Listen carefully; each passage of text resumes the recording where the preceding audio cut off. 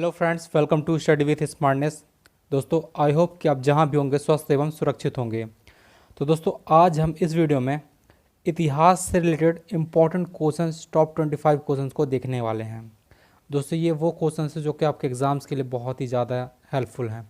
अगर आप railway, SSC, bank, police, PSC या फिर किसी भी एग्ज़ाम्स की तैयारी कर रहे हैं जिसमें हिस्ट्री से क्वेश्चंस आने वाले हैं, तो दोस्तों आपके लिए वीडियो बहुत ही ज़्यादा हेल्पफुल है, क्योंकि दोस्तों इसमें वही क्वेश्चंस को मैंने इंक्लूड किया है जो कि एग्ज़ाम में पूछे ही जाएंगे। तो दोस्तों, आपको पूरा वीडियो अंत तक देखना है और पूरे सभी क्वेश्चंस को बड़े ध्यान से देखना है, क्योंकि दोस्तों सभी क्वेश्चंस आपके लिए इम्पॉर्टेंट हैं। अगर आपने दोस्तों अभी तक इस चैनल को सब्सक्राइब नहीं किया है तो प्लीज़ चैनल को सब्सक्राइब कर लें और बेल आइकन भी प्रेस कर दें, जिससे कि आपको आने वाले वीडियोज़ की नोटिफिकेशन टाइम पर मिलती रहेगी। तो चलिए दोस्तों, स्टार्ट करते हैं। आपका पहला क्वेश्चन है, तो दोस्तों क्वेश्चन है, राष्ट्रकूट वंश की स्थापना किसने की थी?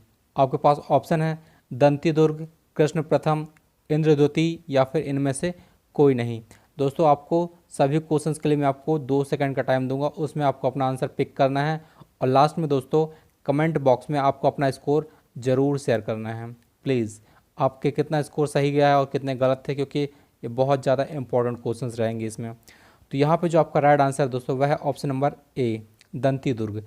राष्ट्रकूट वंश की स्थापना की थी दंती दुर्ग ने, यह 8वीं सदी में की थी दोस्तों। नेक्स्ट है, सेन वंश की स्थापना किसने की थी? तो ऑप्शन आपके पास बल्लाल सेन, हेमंत सेन, विजय सेन या फिर सूरसेन। तो अपना आप ऑप्शन आप पिक कर लीजिए और यहाँ पे जो आपका राइट आंसर है option number B, Hemant Sen ने की थी दोस्तों सेन वंश की स्थापना। और जो सेन वंश है वह बंगाल का वंश था। आपको याद रखना है बंगाल का। चलिए नेक्स्ट क्वेश्चन देखते हैं। कृष्णा प्रथम जो राष्ट्रकूट वंश का राजा था, उसने निम्नलिखित में से क्या बनवाया? तो 4 ऑप्शन आपके पास, एलोरा के शिव मंदिर, अजंता की गुफाएं, एलोरा की गुफाएं या फिर इनमें से कोई नहीं। तो दोस्तों आपको अपना आंसर पिक करना है और यहाँ पे जो आपका राइट आंसर है वह है ऑप्शन नंबर ए, एलोरा की शिव मंदिर। दोस्तों, एलोरा के शिव मंदिर को बनवाया था कृष्णा प्रथम ने, जो कि राष्ट्रकूट वंश का था। चलिए नेक्स्ट क्वेश्चन देखते हैं। नेक्स्ट है, वल्लभी काल किस काल को कहा जाता है? दोस्तों, वल्लभी काल किस काल को कहा जाता है? तो 4 ऑप्शनों के पास, गुप्त काल, कुषाण काल, मौर्य काल या फिर इनमें से कोई नहीं। तो दोस्तों आपको अपना आंसर पिक करना है और यहाँ पे जो आपका राइट आंसर है ऑप्शन नंबर ए, गुप्त काल। गुप्त काल को ही वल्लभी काल कहा जाता है। Option number A is the right answer. चलिए नेक्स्ट क्वेश्चन देखते हैं। भारत की रुई अन्य रुइयों से अधिक सफ़ेद है, यह विचार किसका था? दोस्तों, आपसे पूछा गया है कि भारत की रुई अन्य रुइयों से अधिक सफ़ेद है, यह विचार किसने दिया था या किसने ऐसा कहा था? तो आपके पास 4 ऑप्शन हैं, A Alexander, B Megasthenes, C Herodotus या फिर डी इनमें से कोई नहीं। तो दोस्तों यहाँ पे अपना आंसर है जो वह है option number B, Megasthenes. Megasthenes ने कहा था कि भारत की रुई अन्य रुइयों से अधिक सफ़ेद है। दोस्तों, मेगास्थनीज सेल्यूकस निकेटर का राजदूत था, जो कि चंद्रगुप्त के दरबार में रहता था। दोस्तों, इसी ने, मेगास्थनीज ने ही इंडिका नामक पुस्तक लिखी है। तो आपको याद रखना है। चलिए नेक्स्ट क्वेश्चन देखते हैं। नेक्स्ट है, गुप्त राजाओं ने कौन से सिक्के चलवाए? दोस्तों, गुप्त राजाओं ने कौन से सिक्के चलवाए? तो 4 ऑप्शन के पास, एक दिनार, दूसरा ड्रम, तीसरा रूपक, चौथा स्वर्ण। तो दोस्तों आपको बताना कि कौन से सिक्के चलाए। आपके पास ऑप्शन है केवल 4, केवल 1 या फिर 1 और 3 या फिर 1 और 4। तो दोस्तों आपको अपना आंसर पिक करना है कि चारों में से गुप्त राजाओं ने कौन से सिक्के चलवाए थे या फिर कौन कौन से सिक्के चलवाए थे। तो यहाँ पे जो आपका राइट आंसर दोस्तों वह है ऑप्शन नंबर डी, 1 और 4। दोस्तों 1 और 4 सिक्के चलवाए थे गुप्त राजाओं ने। तो कौन कौन से 1 और 4? यहाँ पे दिनार और स्वर्ण सिक्के जो कि है गुप्त राजाओं के द्वारा चलाए गए थे। दोस्तों, जो दिनार सिक्के हैं वह रोमन साम्राज्य की नकल से चलवाया था उन लोगों ने, गुप्त राजाओं ने रोमन साम्राज्य की नकल से चलवाया था। और जो स्वर्ण सिक्के हैं ये सोने और चांदी का बना शुद्ध भारतीय सिक्का था। ठीक है, तो आपको याद रखना है, सोने एवं चांदी का शुद्ध भारतीय सिक्का था स्वर्ण सिक्के। चलिए नेक्स्ट क्वेश्चन देखते हैं। कुषाणों ने किसके सिक्के चलवाए थे? दोस्तों क्वेश्चन आपका, कुषाणों ने किसके सिक्के चलवाए थे? चार ऑप्शन आपके पास, ए सोने, बी चांदी, सी तांबे या फिर डी उपयुक्त सभी। तो आपका अपना आंसर पिक करना है और यहाँ पे जो आपका राइट आंसर है दोस्तों वह है उपयुक्त सभी। उपयुक्त सभी दोस्तों राइट आंसर है। यहाँ पे कुषाण है जो दोस्तों, इनको तुषारी लोग भी कहते थे, तुषारी तुषारी कहते थे दोस्तों, ठीक है। और इन्होंने सोने, चांदी और तांबे तीनों के सिक्के चलवाए थे कुषाणों ने। चलिए नेक्स्ट क्वेश्चन देखते हैं। नेक्स्ट है, अंतिम मौर्य सम्राट कौन था? अंतिम मौर्य सम्राट कौन था? तो चार ऑप्शन के पास, ए अशोक, बी बृहदत्त, सी संप्रति या फिर डी इनमें से कोई नहीं। तो यहाँ पे जो आपका राइट आंसर है दोस्तों वह है option number B Brihadratha. Brihadratha दोस्तों मौर्य वंश का अंतिम शासक था, जिसको इसके सेनापति ने पुष्यमित्र शुंग, इसका जो सेनापति था पुष्यमित्र शुंग ने इसकी हत्या कर दी थी और वहाँ से इसने शुंग वंश की स्थापना की थी। तो दोस्तों आपको याद रखना है कि इसके सेनापति पुष्यमित्र सिंह ने बृहदत्त की हत्या करके शुंग राज की स्थापना की थी। चलिए नेक्स्ट क्वेश्चन देखते हैं। अभिधम्म में कथा वस्तु के बारे में किसने लिखा है? दोस्तों अभिधम्म में कथा वस्तु के बारे में किसने लिखा है? तो चार ऑप्शनों के पास, ए अश्वघोष, बी महाकश्यप, सी मोगलीपुत्र तस्य या फिर डी इनमें से कोई नहीं। तो यहाँ पे जो आपका राइट आंसर है दोस्तों वह है ऑप्शन नंबर सी मोगलीपुत्र तस्य। दोस्तों यह एक बौद्ध धर्म के भिक्षु एवं विद्वान थे और यही मोगलीपुत्र तस्य ही अशोक के आध्यात्मिक गुरु थे और अशोक के जो पुत्र था महेंद्र, उनके भी आध्यात्मिक गुरु मोगलीपुत्र तस्य ही थे। दोस्तों अगर आपको ज़्यादा टाइम चाहिए क्वेश्चन का आंसर देने में तो आप वीडियो को पॉज भी कर सकते हैं, उसके बाद अपना आंसर पिक कर सकते हैं। तो दोस्तों लेकिन आपको लास्ट में कमेंट बॉक्स में ज़रूर बताना अपना स्कोर। और अगर आपको वीडियो अच्छा लग रहा है, आपको पसंद आ रहा है क्वेश्चन, तो प्लीज़ चैनल को लाइक, शेयर एंड सब्सक्राइब करना ना भूलें। दोस्तों वीडियो को ज़रूर से ज़रूर शेयर करिएगा। चलिए देखते हैं नेक्स्ट क्वेश्चन। नेक्स्ट है, किस यज्ञ में वैदिक काल में सुरा का प्रयोग किया जाता था?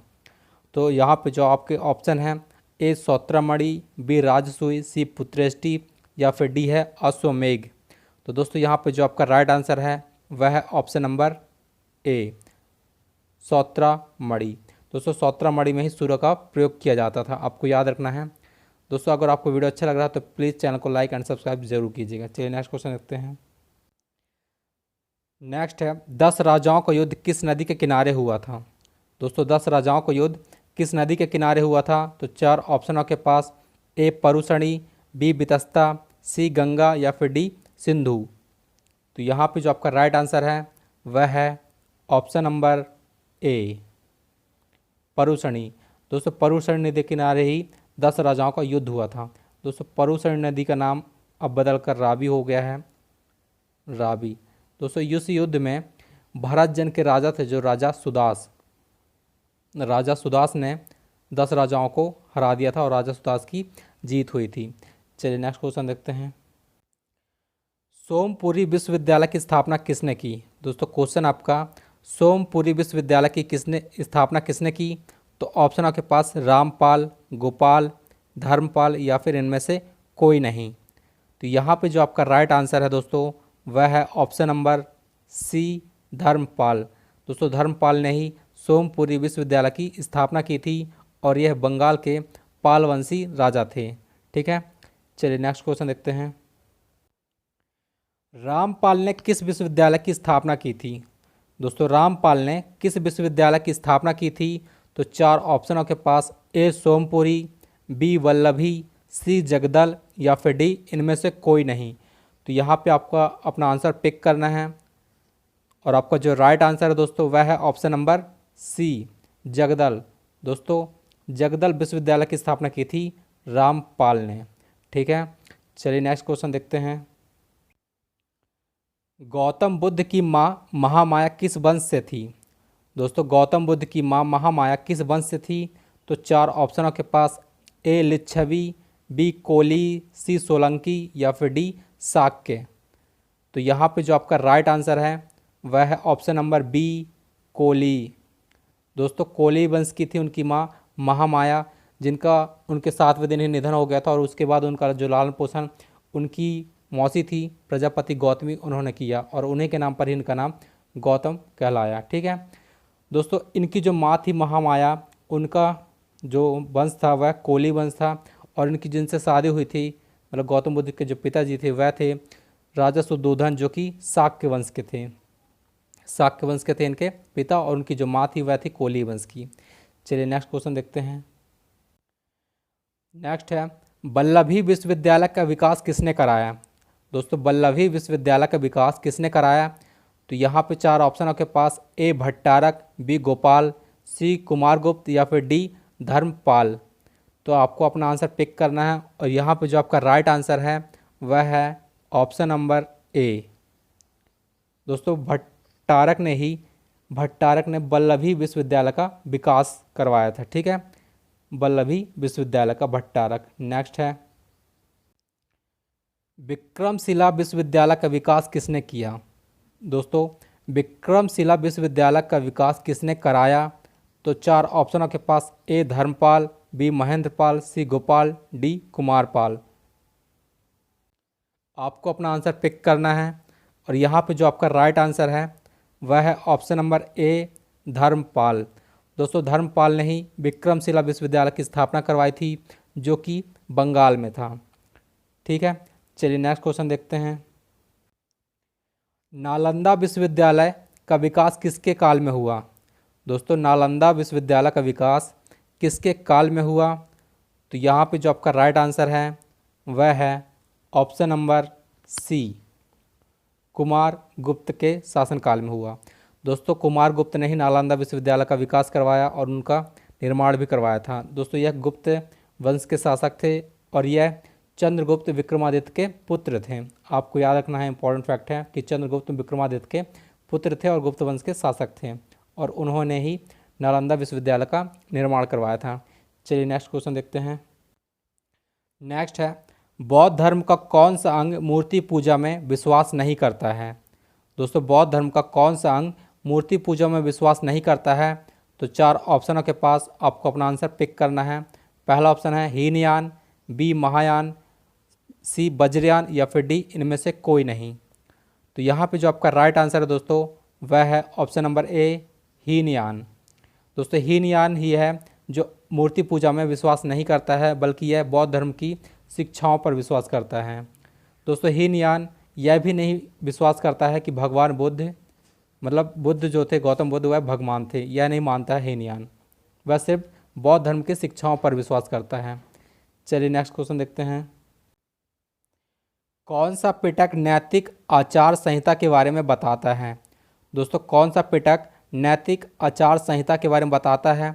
तो चार ऑप्शन आपके पास, ए अभिधम्म पिटक, बी विनय पिटक, सी सुत्त पिटक या फिर डी इनमें से कोई नहीं।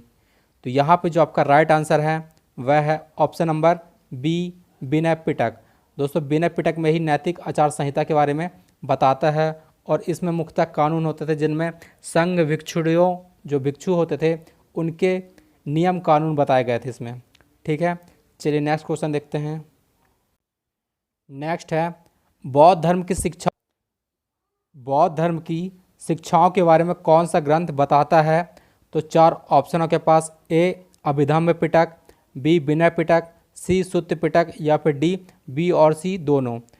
तो दोस्तों यहाँ पे जो राइट आंसर है आपका वह है ऑप्शन नंबर सी सुत्त पिटक। दोस्तों सुत्त पिटक में ही बौद्ध धर्म की शिक्षाओं के बारे में जानकारी मिलती है, तो आपको याद रखना है सुत्त पिटक। दोस्तों अगर आपको क्वेश्चंस अच्छे लग रहे हैं, आपको वीडियो पसंद आ रहा है, तो प्लीज़ वीडियो को शेयर एंड लाइक सब्सक्राइब जरूर कीजिएगा।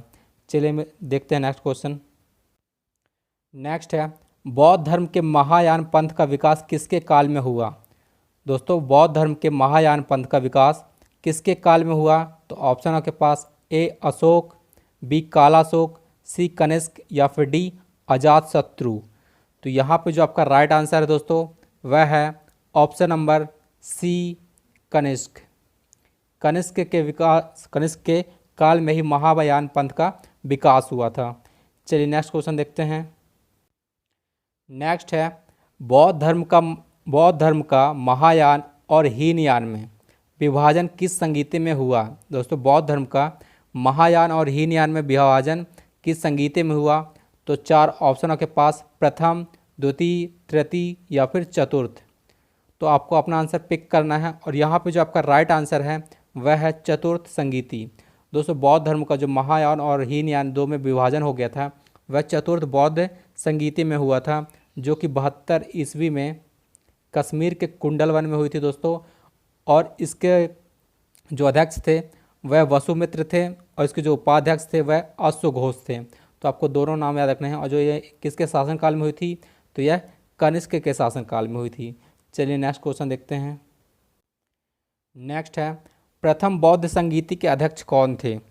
दोस्तों प्रथम बौद्ध संगीति के अध्यक्ष कौन थे, तो 4 ऑप्शनों के पास ए महाकश्यप, बी वसुमित्र, सी मोगलीपुत्र या फिर डी अश्वघोष। तो दोस्तों इसमें जो आपका राइट आंसर है वह है ऑप्शन नंबर ए महाकश्यप। दोस्तों महाकश्यप इसके अध्यक्ष थे, जो कि 483 बीसी में हुई थी। आपको याद रखना है 483 बीसी में पहली हुई थी और जो दूसरी हुई थी वो 383 बीसी में हुई थी। ठीक है, तो आपको याद रखना है। चलिए नेक्स्ट क्वेश्चन देखते हैं। दूसरी बौद्ध संगीति का अध्यक्ष कौन थे। दोस्तों आपको बताना है कि दूसरी बौद्ध संगीति के अध्यक्ष कौन थे। तो 4 ऑप्शन के पास ए महाकश्यप, बी वसुमित्र, सी मोगलीपुत्र या फिर डी साबकामी।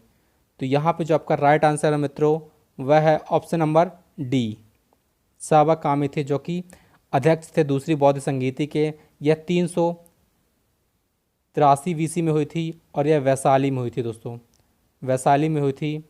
ठीक है, आपको याद रखना है। और यह काला अशोक के टाइम पे हुई थी, काला अशोक। ठीक है, काला अशोक नाम उसका। चलिए नेक्स्ट क्वेश्चन देखते हैं। किसके काल में चतुर्थ बौद्ध संगीति हुई थी। दोस्तों आपका क्वेश्चन है कि किसके काल में चतुर्थ बौद्ध संगीति हुई थी। तो 4 ऑप्शनों के पास ए अशोक, बी कालाशोक, सी अजातशत्रु या फिर डी कनिष्क। तो यहाँ पे जो आपका राइट आंसर है दोस्तों वह है option number D Kanishka. Kanishka के टाइम पर ही चतुर्थ बौद्ध संगीति हुई थी, जो कि आपको मैंने बता चुका हूँ अभी पिछले क्वेश्चन में। 72 ईस्वी में हुई थी कश्मीर के कुंडलवन में। और यहाँ पे जो अध्यक्ष थे वह वसुमित्र थे और जो उपाध्यक्ष थे वह अश्वघोष थे। दोस्तों जो चतुर्थ हुई थी वह कनिष्क के टाइम पर हुई थी, जो पहली हुई थी वह अजातशत्रु के टाइम पर हुई थी, जो दूसरी हुई थी वह दोस्तों कालाशोक के, और जो तीसरी हुई थी वह अशोक के टाइम पीरियड पे हुई थी। तो आपको चारों याद रखनी है, चारों बौद्ध संगीति। तो दोस्तों ये रहे आपके आज के टॉप 25 क्वेश्चंस। अगर आपको वीडियो अच्छा लगा है तो प्लीज़ चैनल को लाइक एंड सब्सक्राइब जरूर कीजिएगा। और दोस्तों ऐसे ही वीडियोस हम आपको डेली प्रोवाइड करेंगे, तो प्लीज़ चैनल के साथ बने रहिए।